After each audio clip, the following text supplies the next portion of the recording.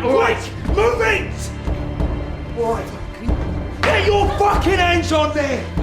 Get fucking back! Right, where's the fucking money? What? Where's the fucking money? Move it!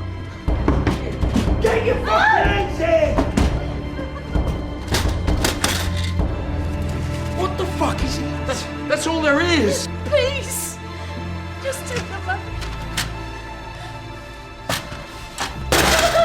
Fuck you! What the fuck is it?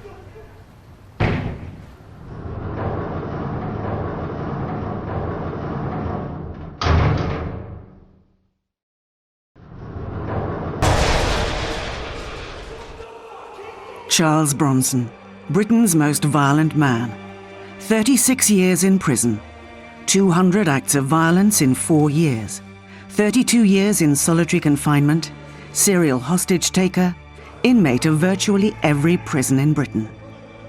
Barely sane psychopath, or much abused victim of a poorly governed and vindictive prison culture. The legend all began with the theft of £26, stolen during that clumsy post office raid on Merseyside. I fear no one. Violence just makes me madder and stronger. I'm king of the roofs, master of sieges, supreme lord of cuttings and stabbings, Darth Vader of distraction, stylist of attempted murders, and governor of isolation. Who can beat that? The Supreme Lord of Cuttings and Stabbings began life as Michael Peterson. Born to Joe and Ira Peterson, Michael's early, happy boyhood was spent growing up in Luton, Bedfordshire.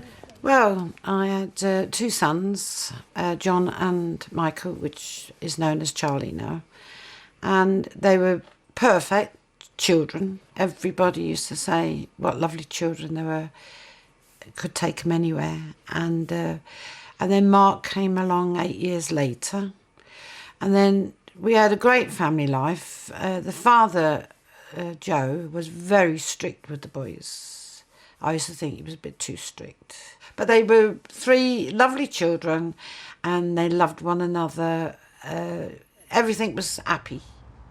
Younger brother Mark also has good memories of growing up. He was just a good brother to me. I looked up to him as I looked up to John. They were always well behaved. And my mum, people used to come up to my mum in the street and say, your 3 lads always look well turned out and very polite and stuff like that. And, we were a good, happy family. I remember very little up until about the age of 8. But I know Mum and Dad did everything they could to make our lives happy. We weren't rich, but the house was spotless. And me and John always wore dicky bows to school. John and I went to the same schools. He was okay, but I hated it. We were so different in so many ways. He was easy come, easy go. I was more introverted. I had a great fear of the dark and couldn't control my bladder until I was 10. When he was at school in Luton, he was a very shy person. Very cool. He wasn't a naughty child. He never answered you back. The only thing he didn't like is if he was told off in front of anybody. He hated that. But he had a few scraps at school and he had a couple of different schools. When he was 8 years old, Michael Peterson was accidentally hit on the head by his mother in a domestic accident, caused as the youngster played around dangerously close to his mother as she was preparing tea. Come on, tea is nearly ready. I'm just about to... All right, just want you to sit down. Michael, for heaven's sake! Oh, Michael. Oh, I'm so sorry. It would have been a traumatic experience for such a close-knit and loving family. Now, having an accident with a ketchup bottle at the age of 9 could be an unpleasant head injury, but I doubt it would have anything to do with later difficulties. But it is indisputable that young Michael's behaviour began to take a marked departure from the norm. One day, something strange came over me. Maybe this was the start of my fucked up life, who knows? I hung around by a big tree near my home. I had an empty bottle in my hand, a milk bottle. I was ready to bash anyone that came past, but no one came. I was 13, and I had my first urge to kill.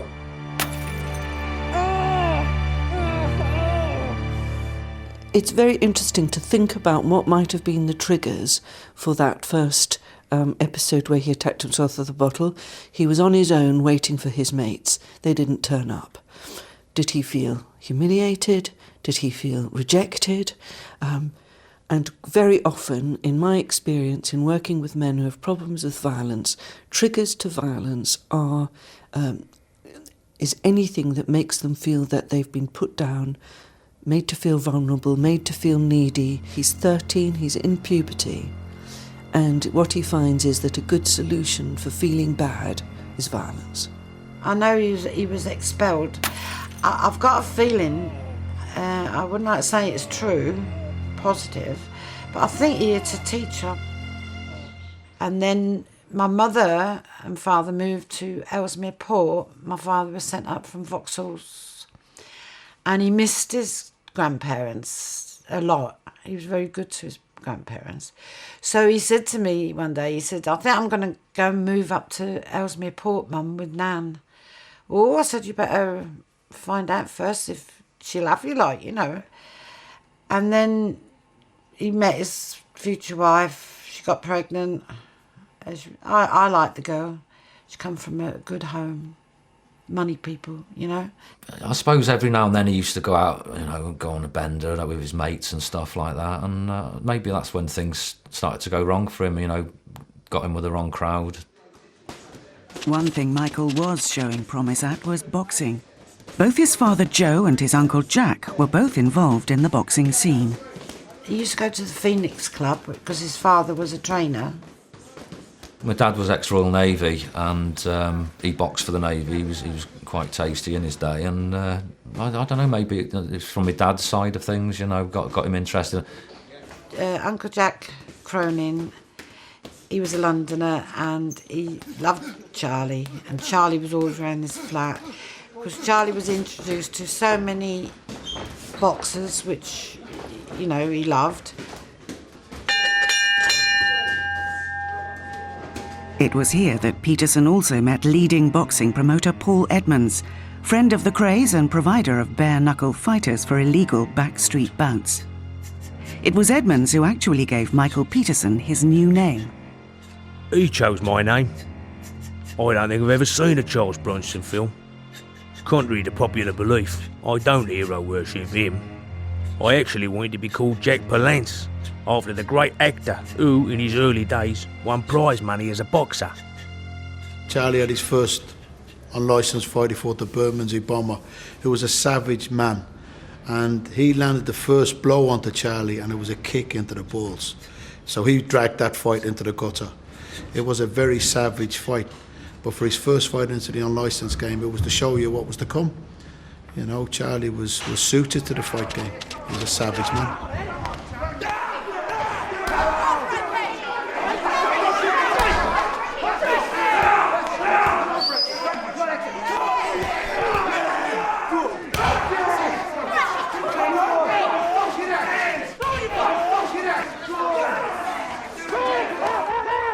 The thing about prize fighting is there be money involved. Oi! Oi! Where's my fucking money? Oi! Oi! Charlie! You're going! Charlie, the police! I was protecting Fuck our you, money, police. Charlie! Give me my fucking money! Charlie, calm down, calm down. That's my fucking money! Calm down, Charlie. I wouldn't rob you, Charlie. We've been friends years. Fuck off! I want my money! Charlie, you didn't finish the I've fight. just had a right fucking hiding man there for you! Can't pay you for half a fight, Fucking Charlie. you see you, I'm gonna fucking rip you apart, mate! Charlie, calm down. Give me my fucking money! Charlie, there's no need for that. Fuck off, you mug! Fucking asshole! Michael Peterson had enjoyed a happy childhood, but his adolescence had been increasingly clouded by delinquency, self-harm, and criminal damage. He was now on the threshold of adulthood and was about to enter a vortex of violence of barely credible proportions. The most violent man in Britain was about to cut loose. Peekaboo. Luton schoolboy Michael Peterson started displaying early symptoms of violence. His youthful aggression was channeled into boxing. But within a couple of years, he had become a prolific youth offender, leading up to armed robbery, to become Britain's longest-serving prisoner, Charles Bronson.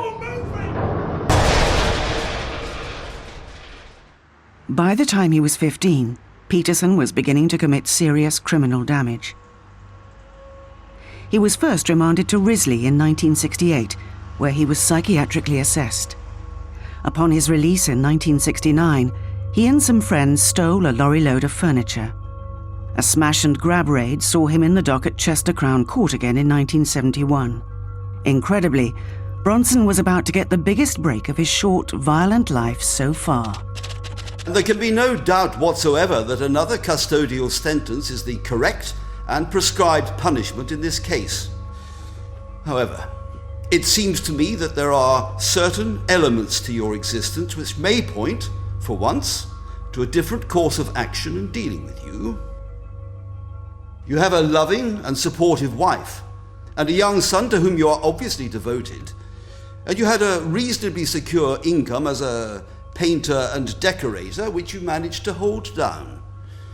Therefore, I will not, in the first instance, add to the 18 months you have already served in youth jail. Peterson, listen to me most carefully. I am offering you a chance, probably the last one you will ever get. Be in no doubt, if you waste it, I suspect you will also waste your whole life. Do not do so. I sentence you to 3 years in prison. Suspended for 3 years.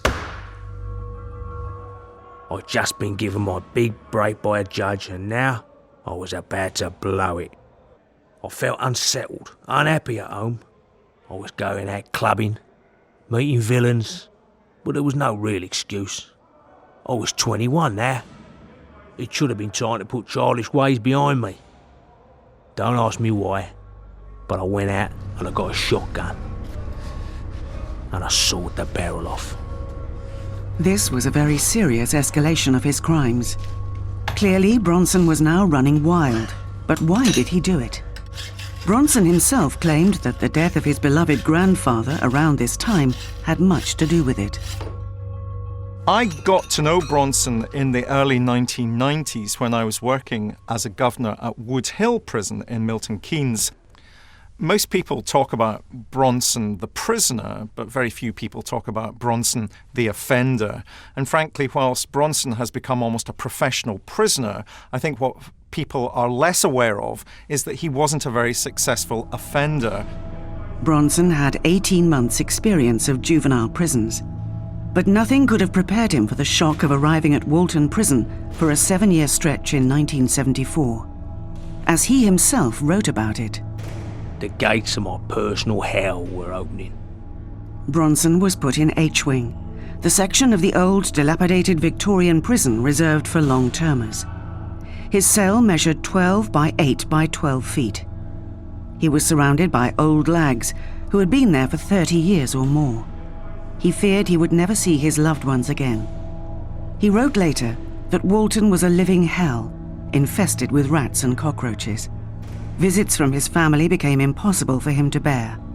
Walton was a dangerous tipping point for Bronson.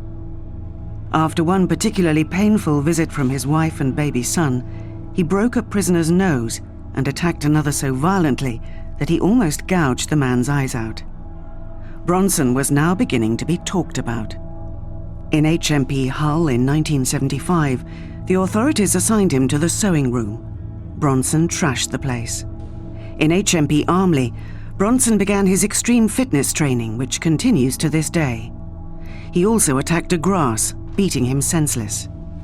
In every prison, he stole needles, nails, shards of glass, wire, anything which could cause injury, and used them constantly.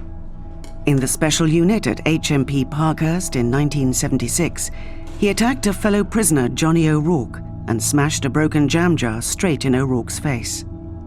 Bronson landed another 20 or so blows with the jagged glass until he was pulled off by prison staff. Bronson's infamy was now leaking out to the press. These savage and bloody attacks were now appearing on tabloid front pages with increasing frequency. Bronson, the story, was born. He loves the attention, the media loves him. He's a story, an ongoing story, one of those stories that never go away. And people love that about crime stories. They love it about criminals who are inside prison. They want to follow their lives. It gives the public something to latch onto, and I think gives Bronson something to latch onto in his own life. It's a curious relationship. Catch-22. Does the media start it and he respond? Does he kick it off? And the media then follow what he does. It's a mixture of both. Many in the country were, of course, shocked by reports of such brutal attacks. But around this time, he also started receiving fan mail, mostly female, in prison. Bronson is a combination of both bad and has underlying psychological problems. In particular, I would suggest that he's a classic cluster B personality type, by which I mean he's paranoid, he's narcissistic, he's prone to exaggerated reactions, he sees events in black and white, and he's quite histrionic when things don't go his way. Oi! Nonce! Well, the one thing that is an absolute certainty about Charles Bronson is that there are no certainties. He may well go in his own little world, in his own mind. He may go months where he acts in a fairly normal way, and then you will get outburst after outburst after outburst. It's all down to him and how he wants to play his game. Controlling Charles Bronson when he does get out of control is a real issue. How do you deal with that? Yes, there is control and restraint systems in place. What is a normal reaction is very hard to tell. Yes, Bronson has misbehaved and committed acts of violence which need to be dealt with by the courts. He's a very strong man. He's one of the strongest men probably in the prison system, even at his age now. But restraining him in such a violent way, which obviously takes away an element of his dignity, I think is something that he reacts badly to. And he almost seems to want to bring it on. It almost as if he wants to suffer a degree of physical pain, which can't be good for him, and it can't be good for the prison officers involved.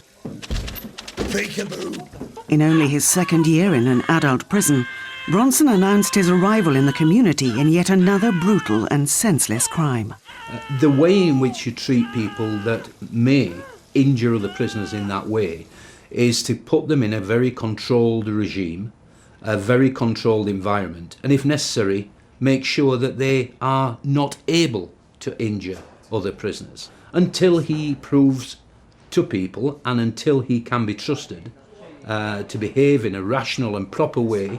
I think that is the environment that this person demands from the prison service. Bronson's violent attacks in prison spiralled out of control. He had been caged, now he was to be restrained as well. Brian Cato describes this controversial technique.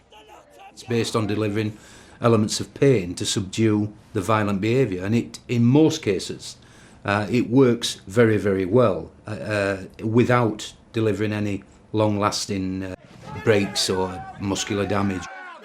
It is about putting pressure on the wrist and applying pressure across in either a passive way, where pain is not delivered, but knowing that, and the prisoner would know, and so would you, that when you apply pressure that way, then pain is delivered. I have been controlled and restrained myself in a few prisons. I've never seen it happen to Charlie because he's always been in solitary, which is the worst place to be because no one else can actually see what they're doing to you as well. I think any time any of these restraint incidents happen, I think they go in as heavy-handed as they can. It's sort of like payback for their colleagues, in my opinion. Prisoners frequently are the subject of force by prison officers. The level of force varies, but the nature of the prison regime means that force is often used on prisoners. The issue that then arises is whether that force is reasonable, whether it is proportionate to the justification. If people do get hit, that's not part of the process, although I have to say, in order to get locks on, sometimes force has to be used, and there is no other way around it. And of course, a prison officer is taught to use all necessary force in order to subdue prisoners. I've been to prisons to visit him, and they won't let me in. And I say, well, I'm not going home all the way back to Chester from here until I see him. And then they've decided to let me in, and he'd been hurt. Split lips, black eyes, things like that. It was now late 1978. In the previous 4 years, Michael Peterson had been incarcerated in 10 British prisons. He was only 26. Ahead of him lay another 33 years in prison, 123 further prison transfers, 3 declarations of insanity, and 90 precious days of freedom. A bungled robbery in 1974 had landed Charles Bronson in one of Britain's most notorious jails, Walton Prison, Liverpool, on a 7-year stretch. As more and more of his bloody exploits were coming to the attention of the public, he was being increasingly labelled the most violent man in Britain. It's only a scratch. Scratch? Your nose looks like it's broken or something. You look a mess. It was the screws. The screws did it to me. No, they didn't. You did this on your own. This is your own fault. You've got to stop fighting. I can't cope outside. Not on my own.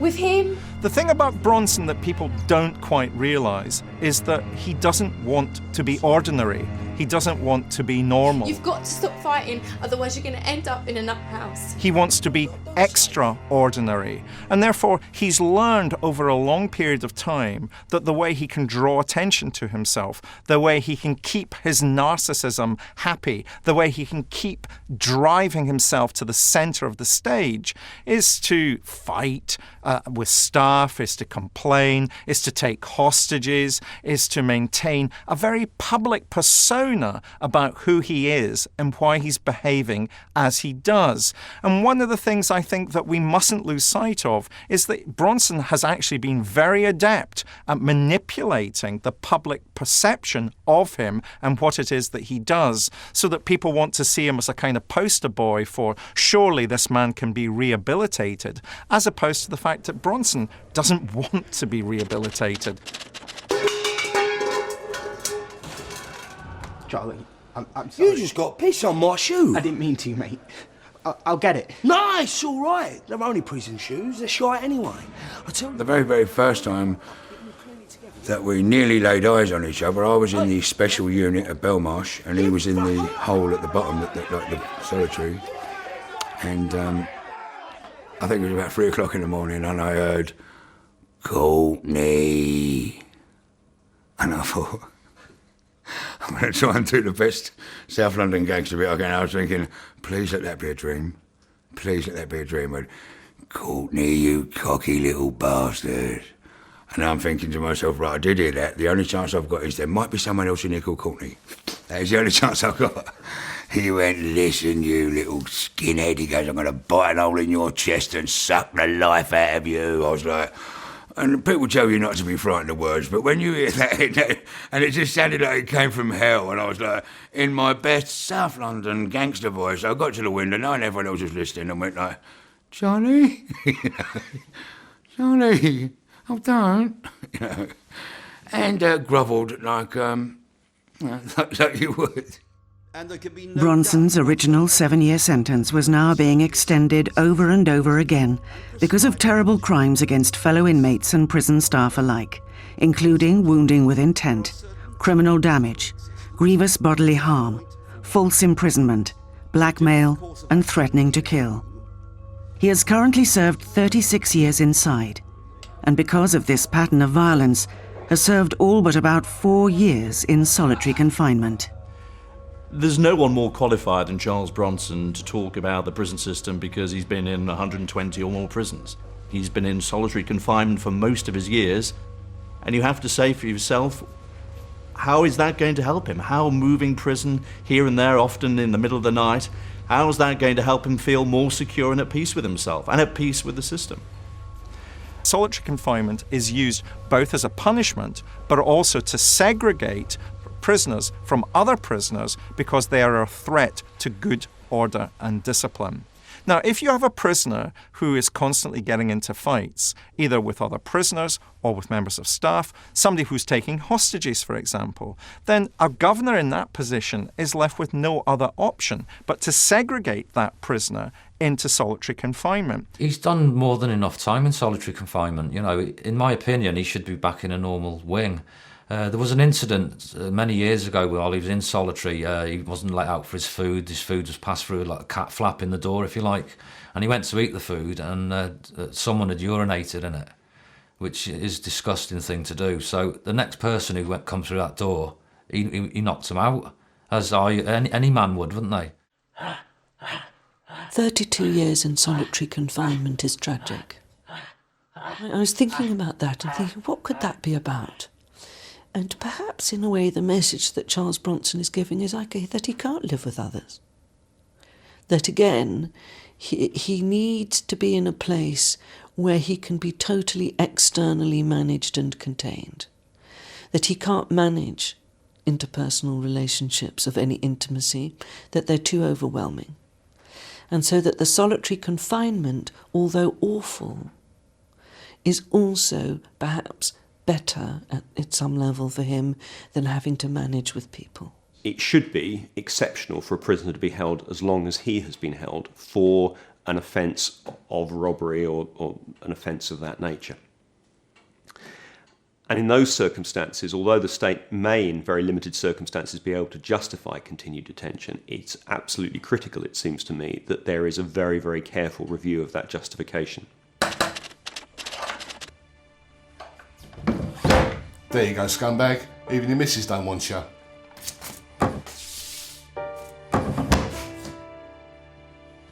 This was, in all probability, the final straw for Bronson. The dreadful final confirmation of everything he had been half expecting for some time. Proof positive to him that his personal degeneration had now hit rock bottom. He had lost everything.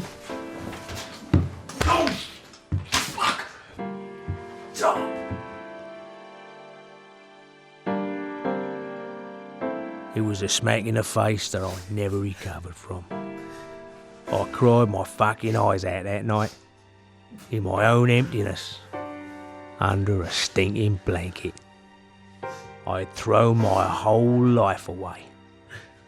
The woman I loved and the son I worshipped. I knew from that night that my life would never be normal. I'd lost everything, including my sanity. I could hear Irene's voice in my head. You'll end up in the nut house. You're going to end up in a nut house, do you know that? You're going to end up in a nut house. I was beginning to believe her. Those charged with the care of Bronson's mental health now became seriously worried. The issue of whether Mr. Bronson is insane is probably not the correct issue to consider.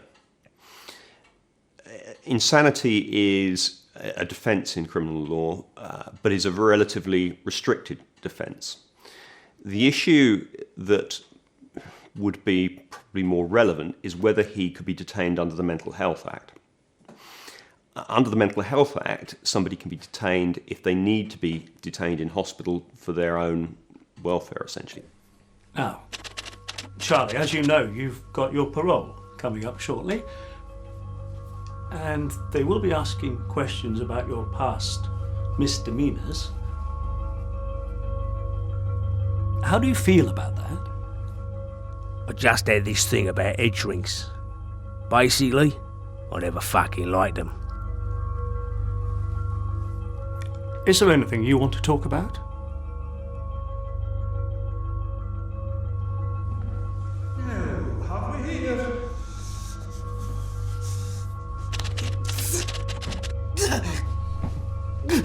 All the teeth seem to be there.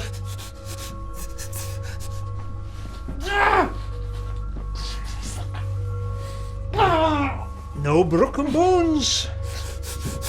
You want to learn to behave yourself, sonny, or you could be in for regular kicking.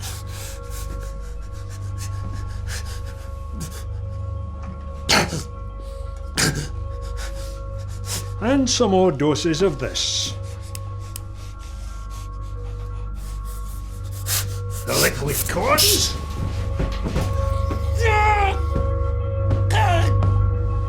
It's another method of restrain and subdue. Yeah? And the stronger Charlie got, physically, the more harder I should imagine it was for them to restrain him with you hold an arm. Well, that arm was like that by then, you know, you just hold his head, well, his neck's like that. So it became a lot easier to use the liquid cosh. They didn't have to start smashing him around the head, and that's what they mean, cosh. Restrain shouldn't be with a cosh, smashing him. Restrain should be holding him down, restraining him. The term liquid cosh is an old-fashioned one now, and it used to be used about a particular drug which was largactil or chlorpromazine, which is an antipsychotic medication, basically what's called a major tranquilizer, which would be used at times to try and manage people who were behaviourally disturbed. The difficulty about largactil or chlorpromazine is that it has quite a lot of side effects, and in many ways is not going to be effective unless the person is really suffering from psychosis or a mental illness, in which case it could help with that. And unfortunately, at times it was used in prison settings to basically subdue prisoners. I am aware that prisoners complain that liquid koshes are used to control their behaviour. It appears to me, however, that they are used less frequently than is alleged, probably. And the reason for that is that, as far as I'm aware, there is no legal basis for them, save in very limited circumstances where the prisoner doesn't have capacity to consent to medical treatment and it is medically necessary. It was used because people were registered under the Mental Health Act, and therefore they could give medication without the consent of the individual concerned. It was used a lot whilst a vacancy became available in the high security hospitals in Broadmoor, Rampton, Carstairs in Scotland, and Moss Side and Park Lane, as there were Ashworth Hospital now. We went to Parkhurst and to visit him there, and he was sitting around a table, and he said, "See them two over there, Mum?" He said, "They're the Cray twins." I said, "Oh yeah." He said, "I've asked if you can meet them." Anyway, they were very good to Michael, to Charlie, and I think it was Ronnie that went to Broadmoor, and they did say to Charlie, "Do something now, plead as though you're insane, and go to Broadmoor, because it's run different, because it's a hospital." In 1978, after serving separate terms of imprisonment in 29 different prison cells, the prison service finally gave up on Bronson. He had committed over 200 different acts of violence in 4 years. The state had now decided that Bronson was mad. Charles Bronson's ultra-violent and turbulent life had ensured that the ex-bare-knuckle fighter and teenage petty criminal had now become the most infamous adult prisoner in Britain. Divorce from his wife and separation from his beloved son had catapulted him into the dark and sinister place he feared most. Broadmoor Hospital. From the moment the gates opened, I could smell the madness. The place was full of despair, full of souls who were lost. For the first time in my life, I felt fear. A fear that I would never be free again. There was no future that I could see for myself. All I felt was a big, black hole. There is no such clinical diagnosis as insanity. what I think probably happened is that he was transferred from prison to a special hospital on the grounds of personality disorder, not necessarily mental illness. Insanity refers to what we would colloquially think of as madness. The symptoms perhaps associated with schizophrenia, hearing voices, having delusions, fragmentation of the personality. That, from what I've seen, doesn't ever seem to have been described with Charles Bronson. That the populations of our special hospitals, or the maximum secure hospitals, had several groups in them. One was a mental illness group, people with schizophrenia, major depressive disorder, bipolar disorder, but also people with a diagnosis of personality disorder, usually antisocial, with other personality disorders alongside, such as narcissistic. And I would guess that Charles Bronson was seen as somebody who suffered from personality disorder, or colloquially known perhaps as psychopathic. The next day we went, and I said to Michael, is that true? Once you're in here, you'll never get out. So he said, well, it isn't. It is really like that, Mum. He said, you've got to be assessed and whatnot. And you've got to have a certificate to say, you know. But he had a bit of a time in there. They used to put him on this table with all the electric wires. You jump off the bed and that.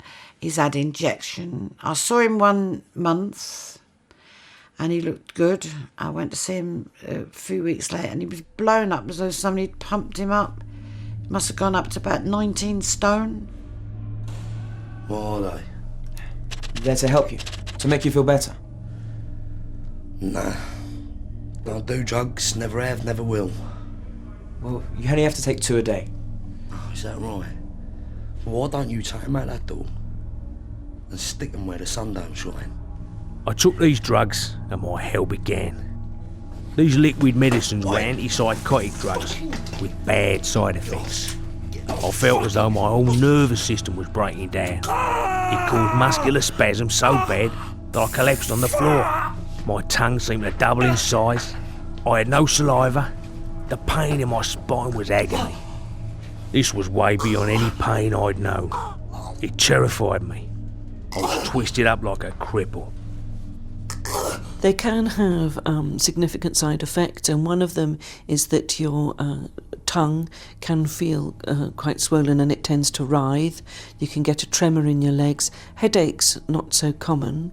Often it was over-drooling rather than dryness, but...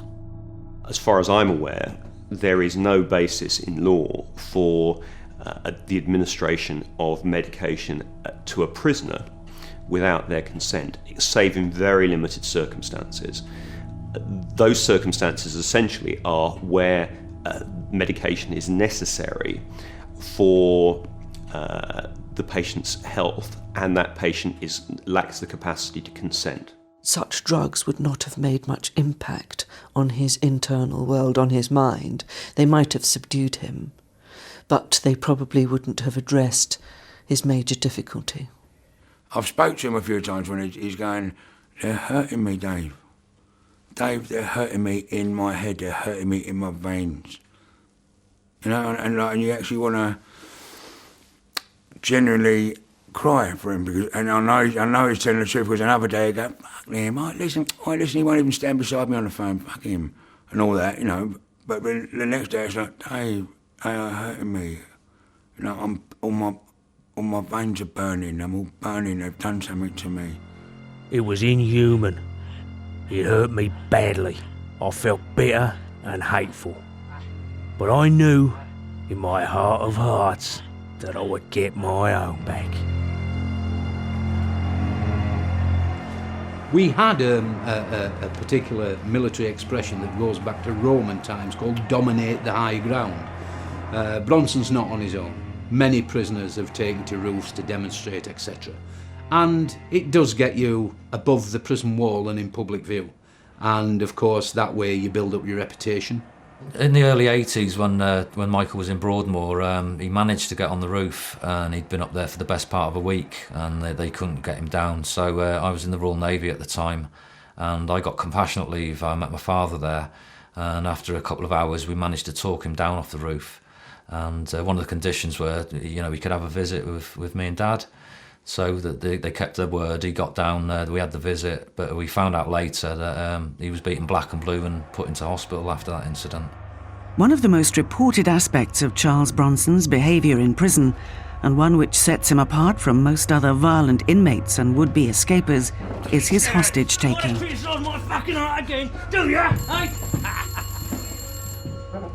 Few ever attempt it. It is virtually impossible to set in motion, and the consequences for the perpetrator when the siege is over are dire. Bronson has achieved it 3 times. The sheer terror and mayhem such an occurrence creates ensured Bronson even more column inches. By any standards, this was extreme behaviour on the very edge of sanity, and has done much to perpetuate the Bronson story.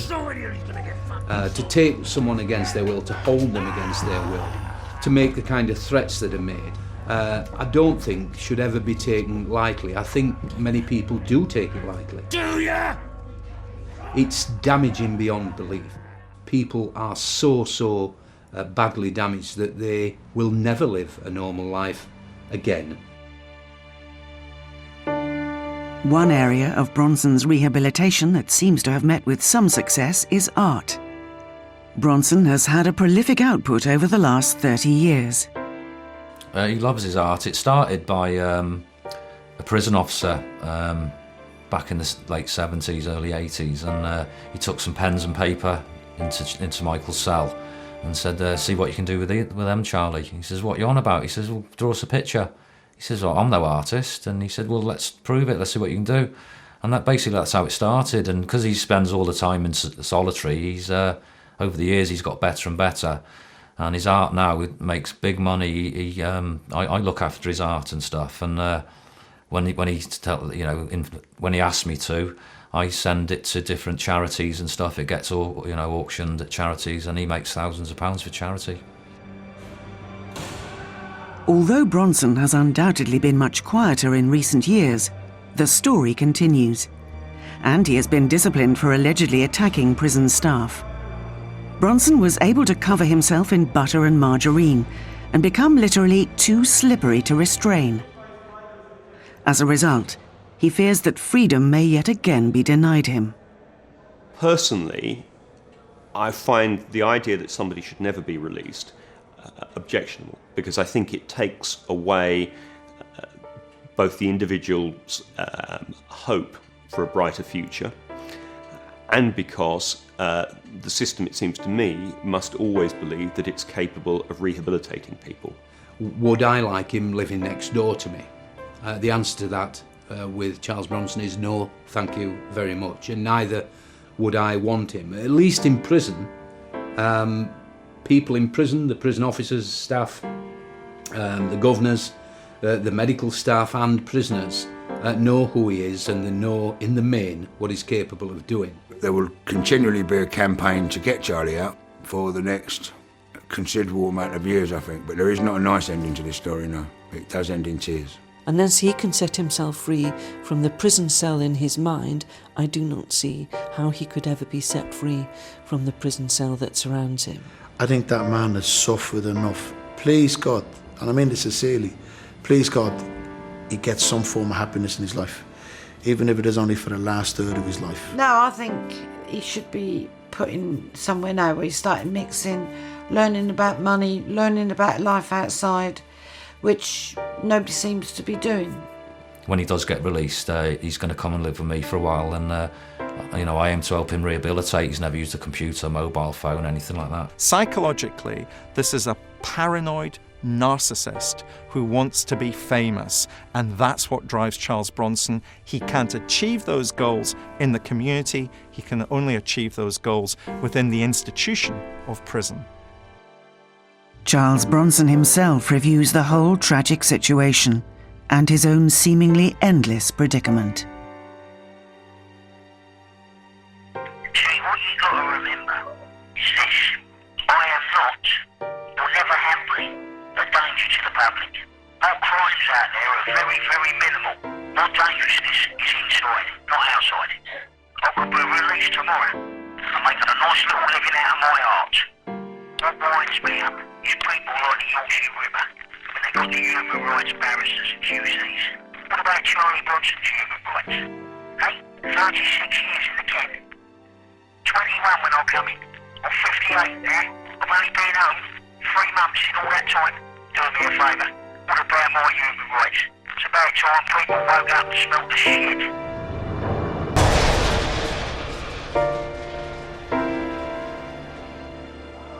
Australia's backpacker murderer claimed 7 lives and it took detectives 3 years to catch him. We follow the case next tonight in brand new Murder Trail.